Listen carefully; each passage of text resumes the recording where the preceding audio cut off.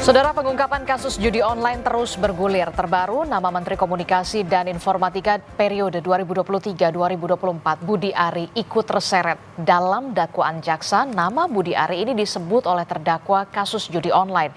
Lalu bagaimana mengawal proses hukum kasus judi online hingga seluruh fakta sebenarnya terkuak? Kita bahas bersama dengan sejumlah narasumber di pagi hari ini. Sudah ada Sekjen Pro Jokowi atau Projo, Mas Handoko, kemudian ahli hukum pidana dari Universitas Jenderal Sudirman, Prof. Hipnu Nugroho, kemudian juga melalui sudah hadir ke studio, sudah ada Direktur Eksekutif Trias Politika Strategis, sudah ada Mas Agung Baskoro. Selamat pagi Bapak-Bapak, Assalamualaikum. Ya. Waalaikumsalam Pak Handoko, Mas Agung. Iya. Oke, saya ke Projo dulu nih yang langsung ya. Kalau kita lihat kan nama Budi Ari, walaupun Pak Budi Arinya sudah membantah dengan tegas melalui jurnalis Kompas TV kami, Audrey Chandra, melalui sambungan telepon, itu hanya menyebut-nyebut nama saja, begitu ya. Nah, kalau dari Projo sendiri seperti apa responnya? Karena kan kalau kita tahu pencantuman nama Budi Ari dalam surat dakwaan kasus judi daring ini bisa dinilai merupakan fakta hukum. Ya, terima kasih Mbak. Bahwa kita tidak menampik bahwa surat dakwaan itu adalah fakta hukum ya. Dan tapi ini cerita, ini kisah, ini ramai lagi kan karena surat dakwaan itu. Betul. Dalam surat dakwaan kan disampaikan bahwa mereka, para tersangka itu membuat kesepakatan. Yang intinya Budi Ari menerima 50%. Jadi ada alokasi di sini dari keuntungan yang mereka dapatkan. Mereka dalam surat dakwaan itu menyampaikan bersepakat untuk mengalokasikan 50% ke Budi Ari. Hanya masalahnya adalah Budi Ari sebagai orang yang disebut di situ kan tidak mengetahui adanya kesepakatan itu, dan juga mereka tidak memberitahu, ya kan? Dan kemudian juga tidak ditemukan adanya fakta bahwa Budi Ari menerima apapun dari aliran dana. Ya, dari hasil persekongkolan mereka ini. Jadi itulah yang kemudian 2 hari lalu saya juga membuat rilis untuk menjelaskan persoalan itu. Bukan kemudian artinya bahwa Budi Ari pasti terlibat, tidak. Tetapi yang jelas itu adalah kesepakatan mereka saja bahwa mengalokasikan. Yang di situ juga tidak disebutkan bagaimana, apakah Budi Ari mengetahui, tidak disebutkan. Dan kami yakin gitu kan dari selama ini kasus ini berkembang, Budi Ari tidak terlibat, karena kami posisinya justru sebaliknya. Ketika Budi Ari diminta Pak Jokowi untuk menjadi Menteri Kominfo waktu itu, tugas besarnya adalah memberantas judi online yang saat itu sudah sedemikian marak dan dinilai sangat mengganggu bagi kehidupan ekonomi maupun sosial masyarakat kita, terutama di kalangan bawah. Itulah justru kemudian yang sayangnya kemudian berkembang, mereka menyebut-nyebut nama Budi Ari meskipun kita tidak tahu motif mereka membuat kesepakatan itu kenapa. Kira-kira gitu Mbak. Jadi maksud Anda kemudian keterangan dari para terdakwa Zulkarnain Aprilantoni, Adi Krismanto, Alwin Jabarti dan juga Muhrijan alias Agus ini merupakan keterangan palsu atau kemudian hanya persengkongkolan di antara para terdakwa ini untuk kemudian menyeret nama Budi Ari? Saya tidak tahu palsu atau tidak. Yang jelas mereka bersepakat. Ya, kalau mereka bersepakat mungkin benar. Saya nggak tahu. Tapi Budi Ari sebagai orang yang dalam kesepakatan itu dialokasikan 50% katanya, itu faktanya tidak tahu, dan mereka juga tidak memberitahu ke Budi Ari, dan Budi Ari juga tidak menerima apa-apa gitu loh. Jadi itu yang ingin saya jelaskan. Kan misalnya, oke, kami ini berempat bersepakat ngasih ke Mbak ini, kemudian Mbaknya nggak tahu dan nggak menerima apa-apa, kan begitulah kira-kira. Dalam sidang ini harus dibuktikan seorang Budi Ari benar-benar menerima aliran dana atau tidak sesuai dengan keterangan dari para terdakwa ya, untuk menguatkan dari keterangan para terdakwa. Tentunya karena kasus judi online ini sudah sedemikian panjang, sudah sedemikian lama dan menyita perhatian publik dan ini juga masalah besar bangsa kita. Kami tentu Projo ingin satu persoalan persoalan hukum ini juga segera menemukan titik terang siapa yang salah, siapa yang tidak segera terang dan tentu juga kami terus berharap bahwa perlawanan terhadap judi online ini nggak boleh kendor, Betul. ya kan? Nggak boleh kendor karena ini merugikan sekali bagi bangsa kita. Itu Mbak. Itu artinya juga seorang Budi Ari siap untuk nantinya juga dipanggil jika dipanggil di pengadilan untuk pembuktian di sana. Pasti siap lah sebagai warga negara yang baik. Semua pasti Budi Ari juga siap untuk membantu semua proses hukum yang berjalan. Saya yakin. Saya ke Prof. Hipnu. Prof. Hipnu ini kan rame lagi nih judi online begitu ya setelah ada nama Budi Ari gitu ya terseret kembali dalam surat dakwaan begitu yang dikatakan menerima 50% dari keseluruhan website yang dijaga dari surat dakwaan yang kemudian dibacakan begitu ya. Nah, kalau begitu ini kan kita lihat pencantuman nama Budi Ari ke dalam surat dakwaan itu adalah fakta hukum. Nah, dari fakta-fakta persidangan ini bisa tidak sebenarnya jadi penguat bagi penyidik? Karena kan kita tahu Budi Ari sendiri sebelumnya memang sudah diperiksa oleh Barreskrim begitu terkait dengan judi daring ini.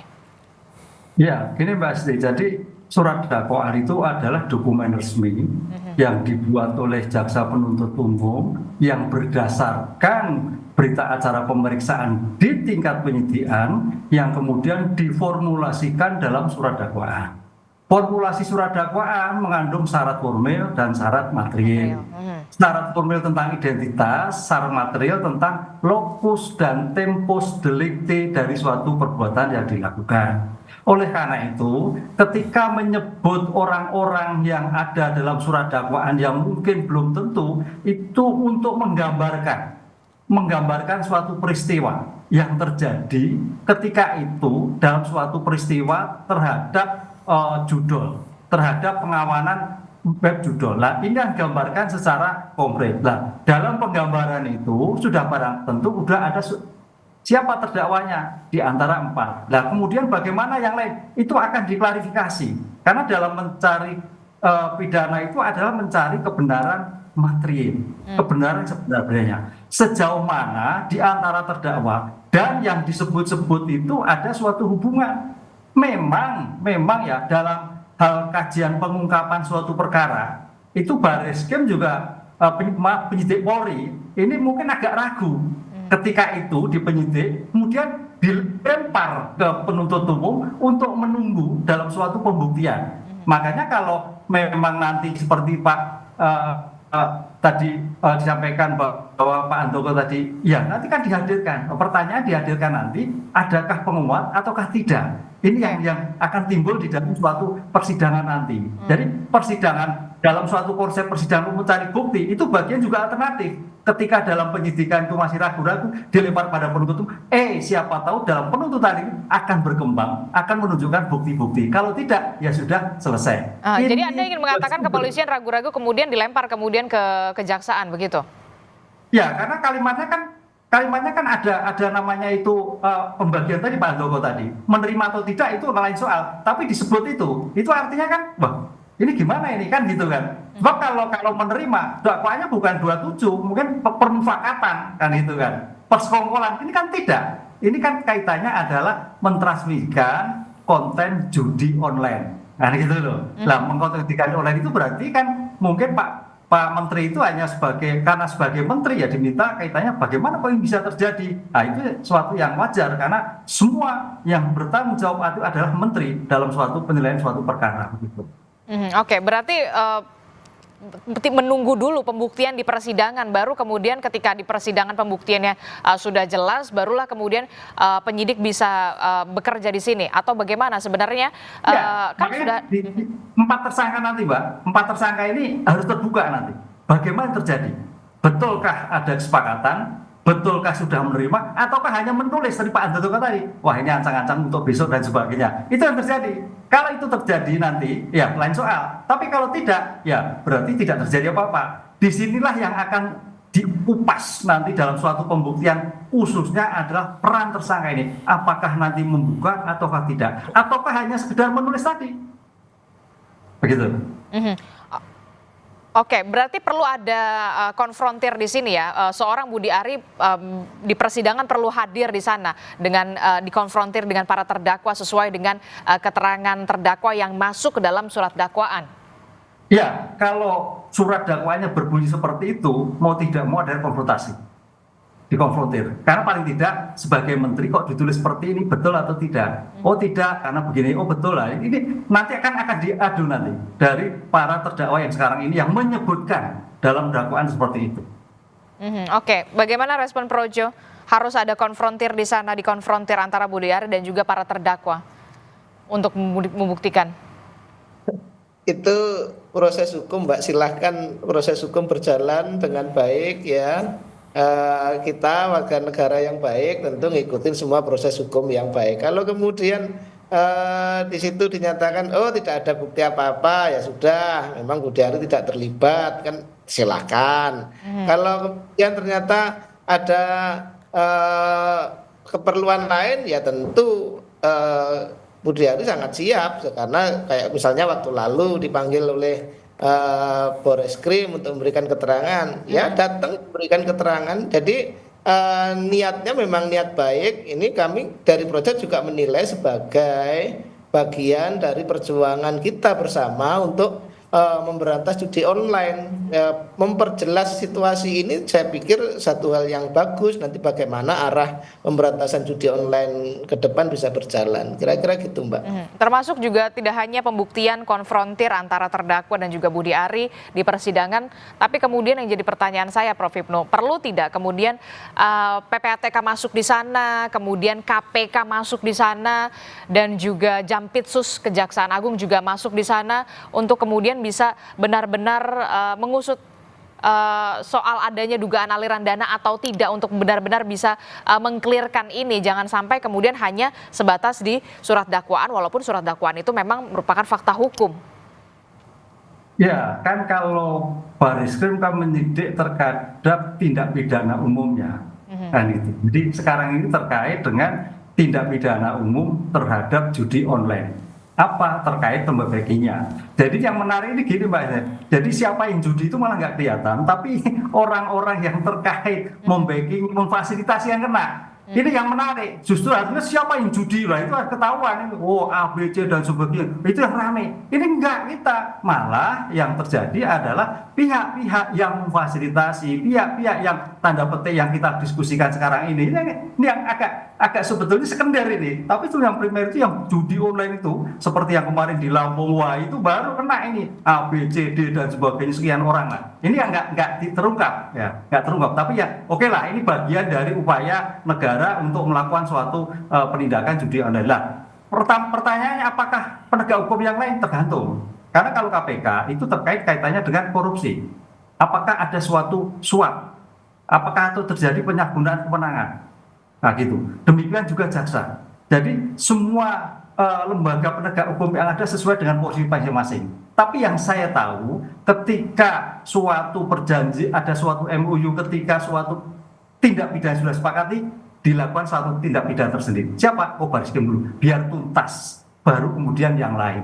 Sehingga tidak terjadi tumpang tindih penanganan yang bersama-sama. Seperti halnya kasus, kalau Mbak Istrial, kasus pagar laut, nah gitu kan. Pagar laut kemarin kan informasinya kan para tersangka dilepaskan, akhirnya korupsinya masuk dan sebagainya. Ini sebelum begitu kan. Jadi satu-satu, biar fokus yang kemudian nanti di antara bukti-bukti itu saling menguatkan. Karena bukti ini sudah untuk bukti yang lain. Bukti yang lain bisa buat bukti yang begitu. Tapi kemudian kenapa ini kemudian menjadi menjadi sorotan begitu ya? Karena kan kita tahu terdakwanya ini ada nama Zulkarnain Apriliantoni yang kemudian kita tahu mantan komisaris BUMN, ada juga nama Adi Kismanto yang merupakan staf ahli dari Kominfo ketika kita tahu pemerintah pusat tengah gencar-gencarnya untuk memberantas judi online, justru kemudian orang di dalam internal sendiri yang kemudian di dalam dugaan membackingi begitu ya, yang kemudian sekarang menjadi terdakwa begitu, Prof. Hipnu. Tapi saya ke Mas Agung dulu, Mas Agung. Nama Budi Ari ini menarik begitu ya, karena apa? Di era Presiden Joko Widodo kita tahu beliau adalah Menkominfo, kemudian di eranya Pak Prabowo, kemudian bergeser jabatan begitu ya, dan nama Budi Ari adalah salah satu nama yang kemudian terseret begitu ya dalam tanda kutip, dicantumkan namanya dalam surat dakwaan gitu ya di era Presiden Prabowo Subianto dan juga Gibran Rakabuming Raka. Bagaimana kemudian Istana harus merespon ini walaupun sudah menyerahkan? Betul. Pak Hasan Nasbi sudah mengatakan sudah menyerahkan sepenuhnya dengan kasus ini ke hukum. Kan ada reshuffle jilid ke reshuffle atau gimana nih? Ya tergantung. Yang jelas dalam politik itu persepsi kadang lebih penting daripada fakta itu sendiri, Mbak Adis. Persepsi lebih penting? Ya, dalam politik. Sehingga ketika proses hukum berlangsung, proses politik itu akan sangat cepat bergulir secara konvensional. Sehingga menurut saya akan ada baiknya Pak Budi Ari, sekedar masukan, itu menggelar press conference terang-terangnya supaya pemerintahan Presiden Prabowo tidak mendapati beban yang terlalu besar terhadap kasus judol ini yang menjadi istilahnya perang semesta kita, selain soal korupsi. Karena kalau dibiarkan terus-menerus, ini kan akan menjadi tidak bagus ya, persepsinya justru minor kepada pemerintahan. Yang kedua, yang saya lihat juga, karena ini berulang ya, dan ini juga dalam ekosistem di mana keluarga Solo terus mendapat serangan bertubi-tubi, Pak Budi Ari ini salah satu turunan dari simbol keberlanjutan. Ya, kita tahu beberapa waktu terakhir ada Mas Gibran diserang dengan isu pemakzulan, Pak Jokowi dengan isu misalkan ijazah, sekarang Pak Budi Ari dengan isu judol. Ini kan isu-isu besar yang sekarang berkelindan dengan pemerintahan. Nah, saya kira memang ini harus dipastikan betul, karena kalau misalkan ini tidak clear dan clean sama sekali, ini justru akan mengganggu lagi dan lagi relasi antara keluarga Solo dengan keluarga Hambalang semacam itu, sehingga ke depan ya ini harus ditegaskan sebaik mungkin, karena ini kan prosesnya jelas semacam itu, dan kita tahu sensitivitasnya begitu tinggi gitu. Ada yang menganggap ini di framing, ada yang dianggap ini memang murni kasus hukum dan seterusnya. Tapi yang jelas dalam politik lagi dan lagi saya tegaskan persepsi itu lebih utama, dan sedikit banyak ya misalkan Projo sudah hadir, Pak Handoko ya saya kira diapresiasi, tapi itu tidak cukup karena publik sekarang sudah berpikiran liar ya. Udah kemana-mana. Persis, dan itu harus dipastikan supaya ini tidak mengganggu stabilitas dan konsolidasi politik secara keseluruhan seperti itu. Bagaimana respon dari Projo sendiri, Pak Handoko? Ini sepertinya ada serangan-serangan berkelanjutan begitu ya, seperti yang dikatakan oleh Mas Agung. Anda melihatnya seperti itu? Ya, kalau dalam konteks kami sebagai entitas politik memang bacaannya ya bisa kemana-mana ya, artinya ini kan bukan ruang kosong ya, semua bisa terjadi, semua skenario bisa dijalankan, tetapi ya itu tadi Mas Agung kan sudah menjelaskan konstelasi politiknya. Saya pikir bagi kami ya apapun, tadi seperti saya sampaikan bahwa memang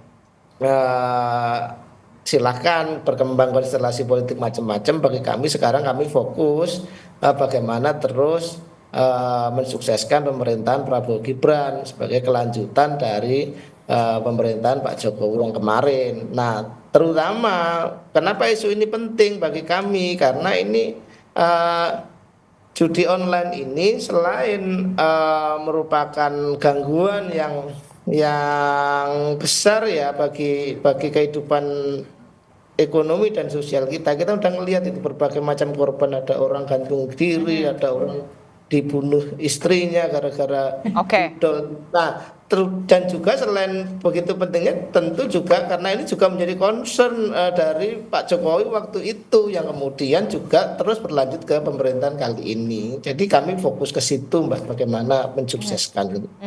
Tapi berarti bukan ada upaya untuk memframing atau bagaimana begitu, atau ini bagian dari serangan yang berlanjutan. Anda responnya gimana ini?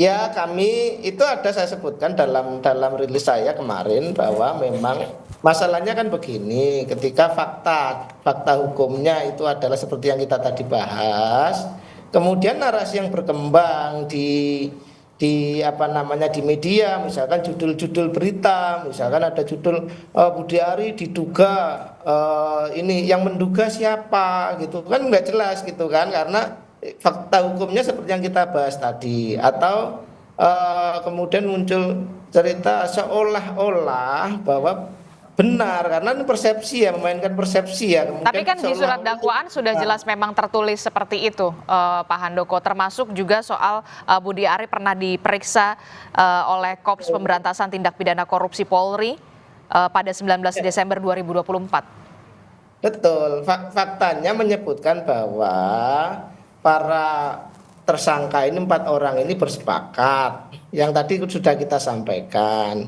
Kemudian ya mungkin ya kami paham lah, karena bagaimanapun juga Projo ini kan entitas politik ya. Ya kemudian tentu kita tidak bisa menghindar dari berbagai spekulasi, narasi dan serangan yang mungkin ada kepentingan-kepentingan lain yang nebeng dalam urusan ini. Itu kan siapa memang yang mau nebeng? Ya nggak tahu Mbak, saya nggak tahu. Itu yang wajar terjadi kan dalam konstelasi politik, kita semua juga sudah paham gitu loh Mbak ya, kira-kira begitu Mbak. Oke, baik.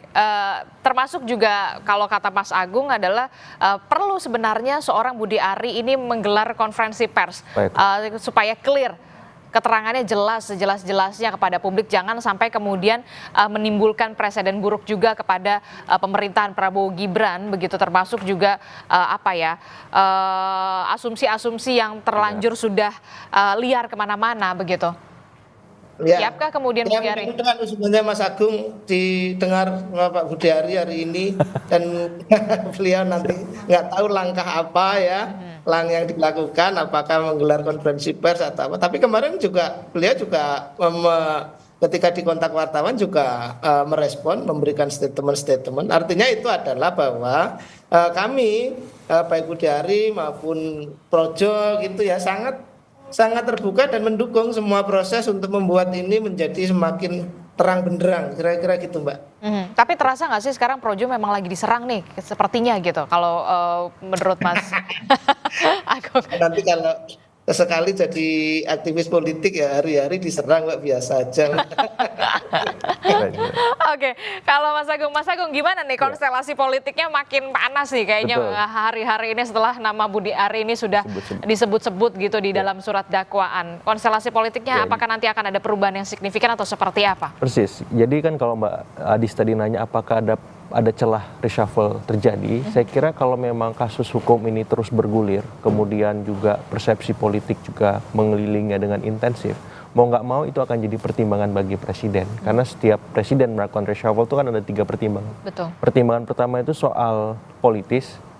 Nah, Pak Budi Ari ini kan dalam tanda petik hanya didukung kelompok relawan namanya Projo atau Probo, mungkin Pro Prabowo semacam itu. Jadi entitas politiknya hari ini kurang terlalu solid kuat gitu, karena yang membackup kan sudah tidak lagi menjadi presiden. Pertama itu. Yang kedua, pertimbangan teknokratis.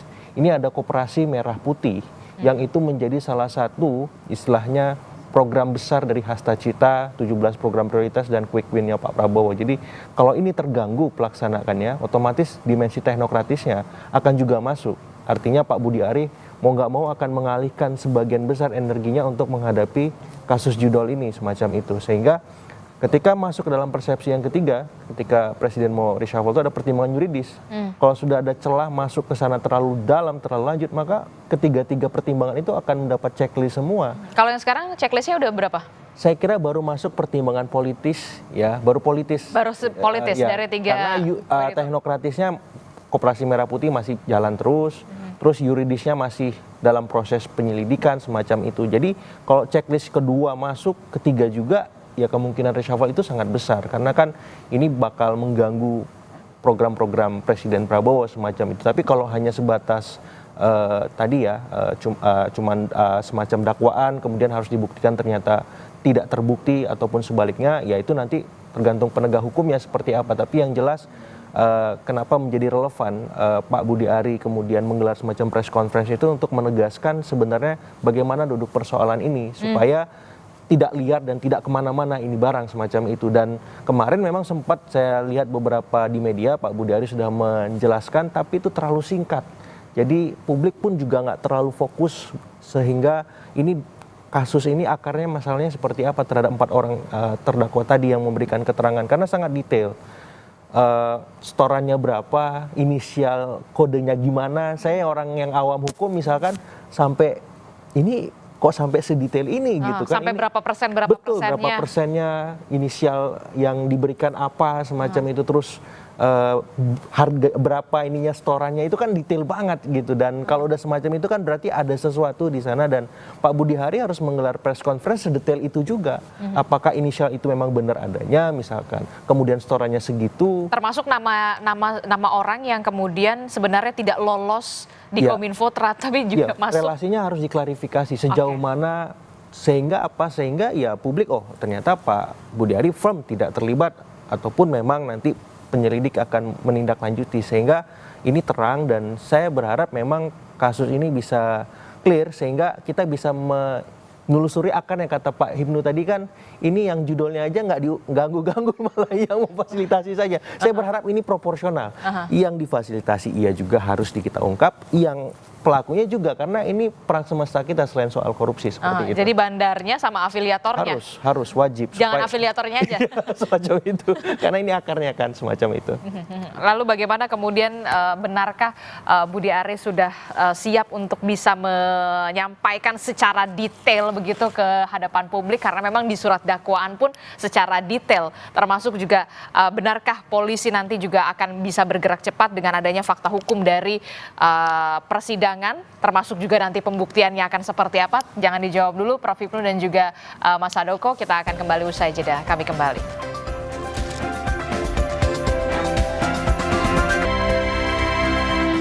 Terima kasih Anda masih bersama kami dalam Sapa Indonesia Pagi. Saudara, masih membahas soal bagaimana pencantuman nama Budi Ari Setiadi dalam surat dakwaan di kasus dugaan judi daring atau judol begitu ya, yang di surat dakwaan para terdakwa begitu yang menyebutkan bahwa ada sekitar 50% kalau tidak salah seorang Budi Ari ini. Masih membahasnya bersama dengan Mas Handoko dari Projo, kemudian dari Prof. Hipnu dan juga Mas Agung. Tadi Mas Agung sudah mengatakan ada berbagai macam pertimbangan sebenarnya soal reshuffle, tapi ada pertimbangan politis, kemudian teknokratis, kemudian yuridis begitu. Nah, kalau Projo sendiri sudah ada komunikasikah sejauh ini dengan Pak Budi Ari sampai akhirnya nanti tiba di tanah air? Karena kan informasinya sekarang masih di luar negeri ya. Sudah ada komunikasi membahas soal ini, langkah apa yang nanti akan dilakukan seorang Budi Ari, termasuk juga apakah nanti akan melakukan keterangan pers begitu ya, untuk memberikan keterangan atau menyampaikan informasi sejelas-jelasnya, sedetail-detailnya, sama seperti surat dakwaan yang begitu detail juga disampaikan dalam persidangan. Mas Handoko. Ya, kalau komunikasi ya tentu saya berkomunikasi selama ini dan juga selalu intens komunikasi saya. Ya kemarin terakhir komunikasi saya itu beliau masih di Roma, tetapi kayaknya sore waktu sana terbang ke Jakarta. Mestinya hari ini sudah sampai. Harusnya hari ini sudah sampai. Harusnya. Jadi kalau itu tentu kami, karena ini sangat menyangkut organisasi ya, sangat menyangkut Projo, tentu ya Budi Ari selalu koordinasi dengan saya. Kecuali kalau urusannya adalah internal kementerian, itu urusannya lain lah. Tapi karena dalam persoalan ini dan juga bagaimana pemberitaan, selalu yang muncul kan sebagai ketum Projo itu selalu muncul, sehingga tentu kami berdiskusi terus dalam konteks ini gitu. Termasuk soal minimal saya kan bisa kalau diminta ngobrol di TV-TV begini bisa jawab gitu. Oke, termasuk juga soal pasti kan, wah ada potensi reshuffle atau tidak, apakah kemudian seorang Budi Ari akan sudah siap ketika memang akan ada reshuffle selanjutnya begitu, walaupun kita tahu reshuffle itu hak prerogatif dari Presiden. Kalau soal reshuffle atau posisi dia sebagai menteri, kami tidak membahas, apalagi kami sangat tahu diri lah bahwa reshuffle itu urusannya presiden ya. Betul-betul prerogatif presiden, tentu semua pihak harus menghormati. Jadi saya sama sekali tidak ada pembicaraan tentang posisi dia di kabinet. Jadi saya hanya berdiskusi tentang situasi-situasi terkait dengan perkara hukum ini saja, Mbak. Kira-kira begitu. Kalau reshuffle ya, saya tidak pada kapasitas untuk memberi komentar, Mbak, karena itu betul-betul wilayahnya presiden itu, prerogatif. Oke, saya ke Prof. Hipnu. Prof. Hipnu, berarti sekarang benar-benar bolanya lagi di pengadilan begitu ya, untuk kemudian bisa membuktikan kebenaran sesuai dengan dakwaan jaksa dari keterangan para terdakwa soal pembagian persenan lah dalam tanda kutip soal judi daring ini, judi online ini. Berarti penyidik kepolisian menunggu dulu pembuktian dari persidangan, termasuk juga mungkin Jampitsus Kejagung juga menunggu dulu dari hasil pembuktian ini, baru kemudian mereka bergerak. Iya, jadi begini Mbak, kalau kita melihat suatu pokok perkara, ini judi online, aviator itu lihatnya sebagai pohon perkaranya dulu. Pohon perkara. Jadi pohon perkara ini akan meluncur ke perkara-perkara yang lain. Kan begitu. Nah, oleh karena itu dalam suatu persidangan itu yang disampaikan itu bukti yang akurat. Nah, yang walaupun sekarang baru disantumkan dalam dakwaan itu belum, nanti akan diuji. Sejauh mana keterangan, sejauh mana kalimat itu, bagaimana menilainya, siapa yang mengucapkan, apakah ada suatu tindakan atau belum. Nah, itu akan dilihat. Kalau itu memang ada suatu nilai bukti yang mengarah pada pelaku-pelaku lain, ini pembuktian akurat.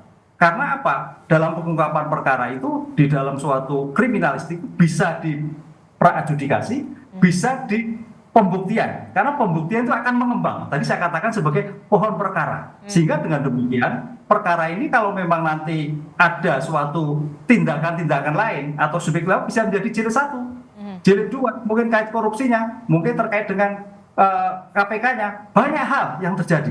Nah, ini yang harus dikembangkan. Oleh karena itu, dengan kasus ini semua penegak hukum melihat dulu, oh ada apa? Bagaimana aliran perkaranya, bagaimana adakah kesepakatan. Kalau memang tidak ada kesepakatan, Pak Handoko berarti selesai, kan itulah. Karena dalam suatu pembagian itu biasanya ada kesepakatan, permufakat 5, 10, 50, permufakat. Ini ada atau tidak? Nah, tapi kan di sini kan tidak ada. Dalam dakwaan kemarin kan hanya pasal 27 dan 45 terakhir juga. Nah, ini yang berkembang, Pak. Karena bukti di dalam suatu persidangan itu bernilai, sudah konotasi. Tinggal nanti kalau seandainya ada pihak-pihak lain, penyidik Polri tinggal mengembangkan. Nah, itu suatu yang lebih cepat ketimbang pengungkapan perkara di peradjudikasi tingkat penyidikan. Oke, jadi kalau kita lihat dulu pembuktiannya di persidangan ini seperti apa, begitu ya. Seberapa besar kemudian potensinya akan ada jilid 2? Ya, tergantung dari tergantung apa? Empat terdakwa ini mampu menjelaskan atau tidak? Oke. Kapan, di mana, tempatnya, objeknya, aliran dananya. Kalau itu tidak, berarti bohong. Wah. Tapi kalau iya, lah itu akan dikembangkan. Itu yang menjadikan sosok utama dalam suatu pengungkapan perkara. Kadang-kadang makanya ada yang sebagai terdakwa, enggak lah, bemper, udah hidup mati, saya enggak akan membuka, bisa jadi. Tapi ada yang, oh enggak bisa, sama-sama dong kan gitu, sama-sama menerima, misalkan seperti itu. Bisa jadi akan ke sana. Disinilah nanti kejelian penegak hukum, baik jaksa, penasihat hukum, hakim untuk mengungkap kasus ini. Bagaimana, apakah hanya stop pada sini, apakah ada masih pengembangan-pengembangan yang lain. Berarti pembuktian ini apakah bisa nanti mengarah ke potensi adanya tersangka baru atau seperti apa nanti? Ya, masih bisa. Kan nanti kan akan dibuka, mencari kebenaran material. Kebenaran material itu kebenaran sebenar-benarnya. Apakah hanya cukup ini? Bisa jadi. Apakah bisa mengembang? Bisa, kan namanya judi online banyak, Mbak. Itu kita lihat apakah hanya 4, bisa juga 5, bisa juga 6. Kita lihat berbagai kasus yang terjadi. kemarin yang sedang di Tipikor Jakarta itu kan pengembangan dari yang 4 tahun yang lalu misalkan seperti itu. Kemudian kasus yang lain malah tidak jadi menaik. Dulu kalau nggak salah BTS Pak ya ada itu tidak menjadi naik, bisa jadi. Kuncinya sekarang ada penegak hukum. Kalau memang ia ada, dilanjutkan atau tidak. Kalau memang tidak, ya berarti tidak. Disitulah saya sekira sebagai pengungkapan perkara ini akan membuka kotak Pandora dalam suatu perkara-perkara yang terkait judi online. Oke. Mas Agung, apa yang kemudian bisa dilakukan oleh pemerintah menanggapi atau merespon gini, apalagi ini soal kasus judi daring yang kita tahu pemerintah pusat juga lagi memerangi ini begitu ya, dan nama Budi Ari juga jadinya terseret-seret begitu, walaupun kita tunggu pastinya pembuktian di persidangan akan seperti apa. Bagaimana kemudian pemerintah pusat harusnya merespon ini? Ya, saya mengapresiasi statement dari Kepala Komunikasi Presiden ya, Hasan Nasbi, yang kemudian menyerahkan seutuhnya proses ini kepada proses hukum, jangan sampai kita melampaui itu, dan itu hal yang cukup objektif untuk bisa dipastikan oleh pihak istana agar ya dalam tanda petik tidak ada intervensi apapun dalam proses kasus ini berjalan semacam itu. Tapi saya ingin masuk dalam konteks di mana perihal judol ini menguji relasi antara keluarga Solo dengan keluarga Hambalang. Apakah akan solid seterusnya atau renggang selanjutnya semacam itu. Yang kedua juga suka atau tidak ini juga menggoyang kursi Menteri Koperasi. Jadi kursi panas nih. Dan suka atau tidak ini juga memberikan efek kepada menteri-menteri di Kabinet Merah Putih maupun Koalisi Indonesia Maju Plus sendiri, melihat bagaimana kursi goyang tadi, kursi panas tadi akan dalam tanda petik berimbas positif atau negatif kepada mereka, karena sedikit banyak ya tadi Pak Budi Ari ini kan turunan dari narasi keberlanjutan itu. Turunan langsung bahkan. Bila ini dihujam turunannya itu berarti kan dalam tanda petik ada alarm politik keras yang diberikan kepada dalam tanda petik keluarga Solo untuk ya dalam tanda petik ya berbenah, berbuat sesuatu agar ini tidak berdampak kemana-mana. Ke menteri-menteri yang lain yang memang terafiliasi dalam konteks keluarga Solo seperti itu. Tapi kemudian kekuatan Projo ini walaupun memang sudah tidak ada lagi kemudian, tapi masih kuat nggak sih sebenarnya? Ya, saya kira relevansi ketika misalkan hari ini ada arahan Pak Jokowi mau bergabung ke PSI, saya kira itu bisa menjadi semacam skoci politik bagi teman-teman relawan yang lain untuk berhimpun di sana, terkonsolidasi, karena kan selama ini berserak, ya Projo ada, masih belum ini ada, kelompok relawan mania, ya ada kelompok relawan merah putih, ada macam-macam lah. Jadi ini berserak semua. Ketika ada PSI kemudian muncul sebagai entitas tunggal dalam tanda petik Jokowisme itu, Jokowiisme, otomatis ini kan bisa berhimpun, bisa terkonsolidasi di sana, sehingga bisa juga merespon, menangkis, membentengi keluarga Solo dan member-membernya supaya tidak mendapat dalam tanda petik serangan bertubi-tubi seperti sekarang. Dan ini tidak berhenti-berhenti, Pak Handoko ya.